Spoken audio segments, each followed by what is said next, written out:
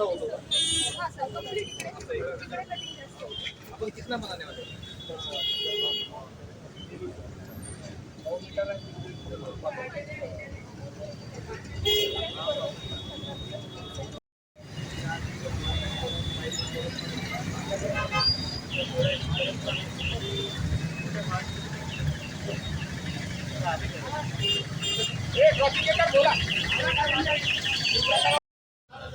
Sir आज Manjurpura city medical ते Champa Chowk Roshan gate ह्या रुंदीकरणाची मार्किंग सुरू झालेली आहे. नेमकी किती रुंदीकरण, किती मीटरचा रस्ता असणार आहे आणि भूसंपादनाची प्रक्रिया अगोदर राबवण्यात आलेली आहे, मोबदला पण मिळालेला आहे. काय नेमकी एकंदरीत प्रक्रिया राहणार आहे?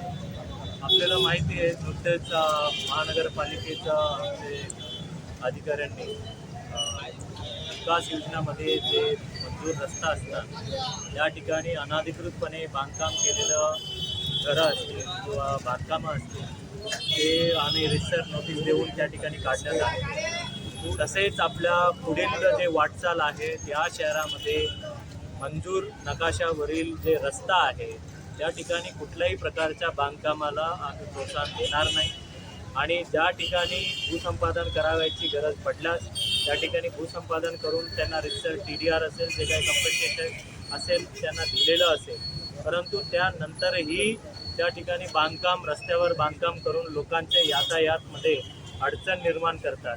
त्यामुळे शहरामध्ये व्यापार असतील किंवा रोजगार असतील हे हळूहळू कमी होतो आणि एकंदरीत शहर या जुन्या शहरामध्ये कोणी येण्यासाठी इच्छुक पण नसतात.